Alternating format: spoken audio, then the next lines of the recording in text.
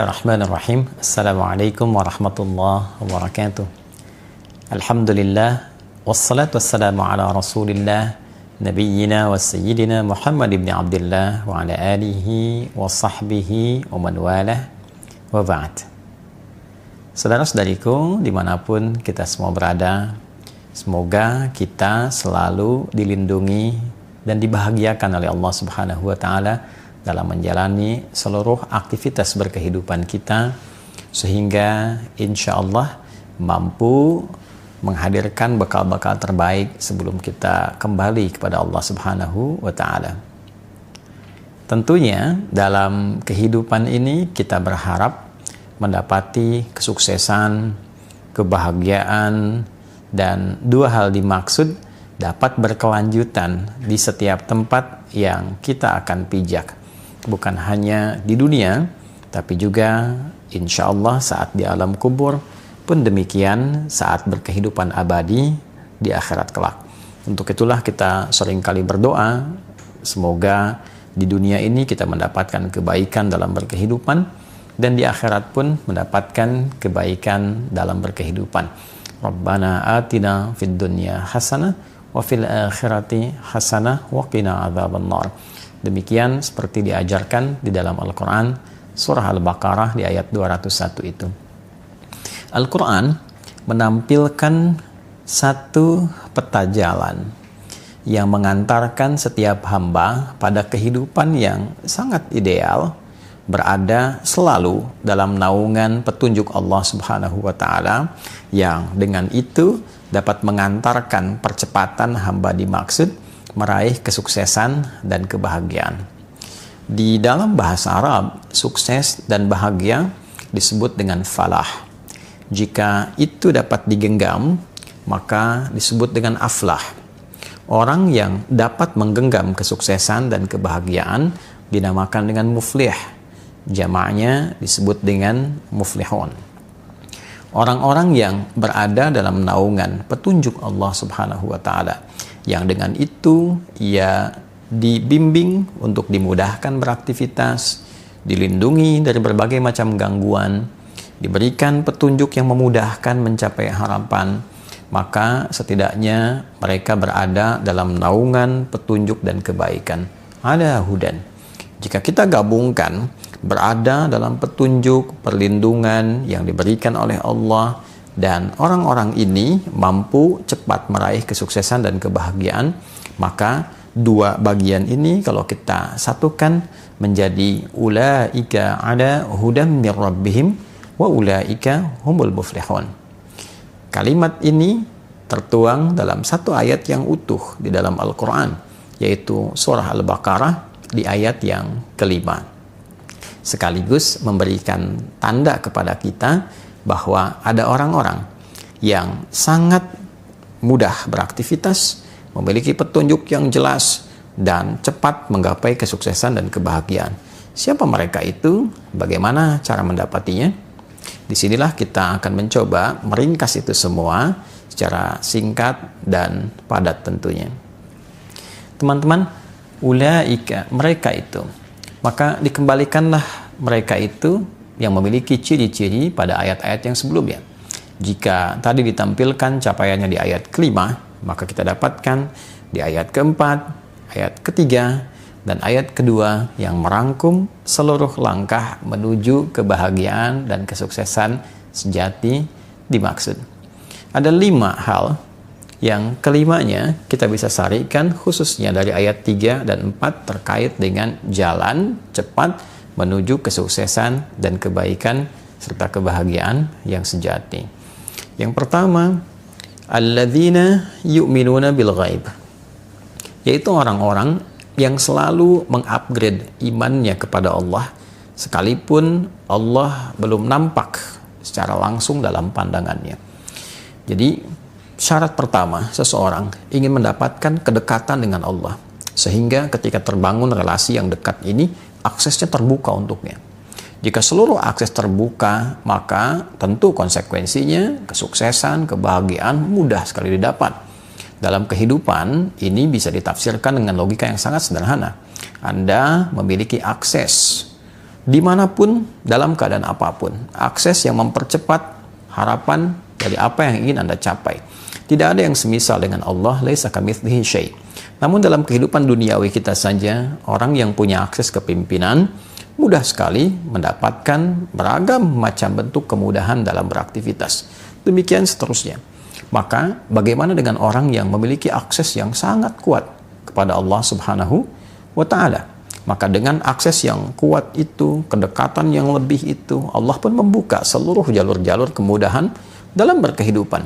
Baik itu di dunia, di alam kuburnya, sebelum wafat, wajahnya tersenyum. Saking bahagianya dia mendapatkan satu paparan keindahan yang akan dia raih setelah dia wafat itu. Pun demikian dengan akhirat. Bukan sekedar harapan, tapi dia memahami itu sebagai janji yang pasti yang akan ia peroleh. Maka syarat pertama adalah berusaha untuk terus meningkatkan iman. Tidak sekedar beriman. Ada amanu, telah beriman. Ada yu'minun, selalu meningkatkan kualitas imannya. Selalu mengupgrade keadaan imannya. Maka syarat yang kedua, sekaligus juga menjawab dari paparan yang pertama. Bagaimana cara kita meningkatkan iman kita, mengupgrade iman, sehingga dengan itu terbangun satu relasi yang kuat dengan Allah Subhanahu wa Ta'ala. Maka yang kedua, wa yuqimunas shalah, berupaya menunaikan sholat dengan sempurna sesuai kemampuan kita. Maka ciri orang yang selalu berusaha meningkatkan iman dan membangun kedekatan lebih dengan Allah Subhanahu wa Ta'ala, pembuktian pertamanya dengan berupaya menunaikan sholat semaksimal mungkin, sebaik mungkin. Bisa berisi pemaknaan kuantitas. Ada orang yang mencukupkan sholat fardu saja. Yang penting subuh, zuhur, asar, maghrib, isya ditunaikan. Tapi orang-orang yang ingin meningkatkan keimanannya kepada Allah, membangun hubungan yang lebih dekat, lebih kuat, dia coba ikuti dengan sunnahnya. Sebelum subuh ada sunnahnya, ia kejar. Antara subuh ke zuhur ada sholat sunnah apa saja, ia coba rinci. Ia coba berusaha menunaikan sesuai kemampuannya. Kemudian sebelum zuhur ada sunnah apakah saja, setelah zuhur ada sunnah apa lagi. Pun demikian di asar, di maghrib, di isya, di pertengahan malam, sesuai kemampuan ia mengeluarkan tema-tema terkait dengan sholat, waktu-waktu terkait dengan sholat. Maka dia berusaha menunaikan. Berapa rakaat bisa dia tingkatkan. Pasti ada perbedaan. Orang yang sekedar menunaikan sholat fardu dibanding dengan yang menambah, meningkatkan dengan sunnah, akan terasa perbedaan pada dirinya. Dan dengan perbedaan itu terasa konektivitas hubungan yang terbangun antara seorang hamba dengan Allah Sang Pencipta pasti juga berbeda. Dan dampaknya akan lain. Orang-orang yang memiliki konektivitas yang baik dengan Allah, melatih pertama kali dengan kuantitas, dengan jumlah, setelah itu akan berpengaruh pada kualitas. Yuqimun bukan sekedar menunaikan, tapi ia merasakan kehusyuan di dalamnya, kenikmatan dalam menunaikan sholat. Maka mulai mencoba memahami mengapa tangannya mengangkat seperti ini, kenapa harus baca Allahu Akbar, apa maknanya Allahu Akbar. Kemudian juga dia berupaya memahami iftitah, berusaha memahami Al-Fatihah, sehingga 3 bagian tubuhnya berfungsi secara maksimal saat menunaikan sholat. Tangannya bergerak, lisannya bicara, organ tubuh bagian luar. Kemudian pikirannya menerjemahkan, mulai bagian dalam. Intinya nanti rasa hati yang merasakan. Ketika lisannya bicara Allahu Akbar, pikiran menerjemahkan Allah Maha Besar, hati meresapi. Ya Allah, aku berikrar Engkau yang Maha Besar, Maha Agung. Namun dalam keseharian seringkali aku membawa keagungan, keangkuhan, dan itu menjadi hal yang tidak baik. Lalu diresapi, ditaubati, masuk ke iftitah. Allahumma ba'id baini wa baina khatayaya, ataupun wajahtu dan yang lainnya sebagai bagian dari komitmen untuk memperbaiki diri, menjauhkan dari kekurangan, dari kesalahan, membangun kesolehan dan kebaikan-kebaikan baru. Itu dampaknya sudah sangat luar biasa. Jadi bila itu kita latih akses terbuka, setelah kita mendapatkan akses itu, bagaimana membangun sifat yang ketiga? Wa mimma razaqnahum yunfiqun, adalah orang-orang yang mampu berbagi kebaikan dirinya dengan meningkatkan kemuliaan sosialnya. Jadi ada amalan sosial. Setelah baik secara individu, ya, secara pribadi, ia bagi kebaikan itu secara komunal, secara sosial. Jadi Satu, meningkatkan keimanan. Dua, melatih itu dengan menunaikan sholat, terkoneksi dengan Allah, dan pancarkan kebaikan personal itu dalam komunitas sosial. Berbagi dengan ilmunya, jika dia punya ilmu. Berbagi dengan materi, jika ia memiliki kelebihan materinya. Berbagi dengan sifat-sifat baik, minimal dengan senyuman. Maka nilai-nilai itu akan mempercepat kebaikan-kebaikan yang mampu ia raih. Kebahagiaan bisa diraih ketika berbagi sifat-sifat kebaikan dengan orang lain, walaupun dengan senyuman yang membahagiakan orang. Basmatuka fi wajhi akhika sedekah. Senyummu yang membahagiakan saudaramu itu bagian dari sedekah, dan itu sifat sosial yang baik. Kemudian ada dengan materi, ada dengan pengetahuan. Maka orang-orang yang menerima pembagian-pembagian nilai kebaikan itu dengan aspek nilai kesalehan sosial tadi, tanpa disadari membuka jaringan, membuka perlindungan yang telah Allah buat sistemnya secara alami. Sunnatullah fil kawan, sunnah yang Allah letakkan sebagai hukum berkehidupan yang sifatnya universal. Kemudian yang keempat, tentu untuk melakukan itu semua, meningkatkan iman, menunaikan sholat dengan baik, mengoptimalkan sifat sosial, itu mesti ada panduan. Nggak bisa kita mengerjakan sendiri. Maka kembali kepada panduan berkehidupan. Maka turunlah yang keempat. Walladzina yu'minuna bima unzila ilaik wa ma unzila min qablik. Maka orang-orang ini berupaya menjadikan Al-Quran sebagai pedoman berkehidupan. Allah menyampaikan dengan sangat terang, sangat jelas bahwa Al-Quran ketika diturunkan fungsinya bukan sekedar untuk dibaca, tapi kurikulum kehidupan yang mengantarkan seluruh keadaan hidup kita menuju kebahagiaan dan kesuksesan sejati. Maka kurang lebih 6.236 ayat, 114 surah, 30 juz itu isinya adalah kurikulum kehidupan. Kita keluarkan tema-tema kehidupan dari ayat-ayat yang sangat indah itu, yang terang dan jelas petunjuknya secara tematik. Tema tentang pokok kehidupan, tentang fungsi tubuh kita, bagaimana mata harus melihat, telinga mesti mendengar, lisan berbicara sampai ke ujung kaki. Bagaimana panduan dalam menjalani aktivitas hidup sebagai seorang misalnya profesional, dia pebisnis, ada lagi yang di birokrasi, di diplomasi, ada yang mengajar, ada yang berdagang dan sebagainya. Dikeluarkan ayatnya, lalu dilihat detilnya pada petunjuk kehidupan Nabi Sallallahu Alaihi Wasallam, dan belajar orang-orang terdahulu ketika menjalankan petunjuk di eranya seperti apa hasilnya.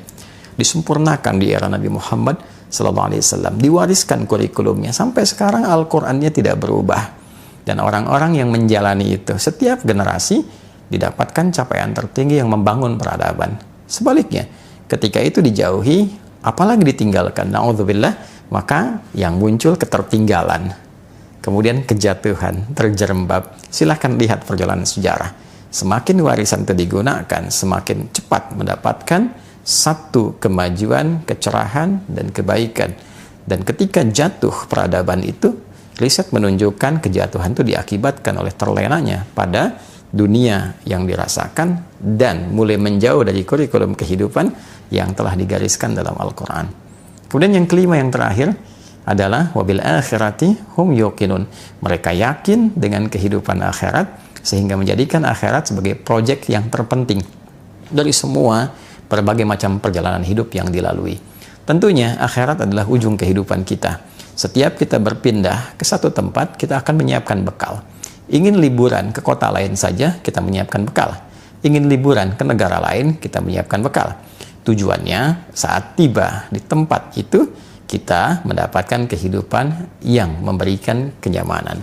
Pertanyaan akhirnya adalah, di tempat kita terakhir berkehidupan dan tidak ada tempat lagi untuk kita tuju, tidak ada perpindahan lagi, abadi ada di situ, bekal apa yang sudah kita siapkan?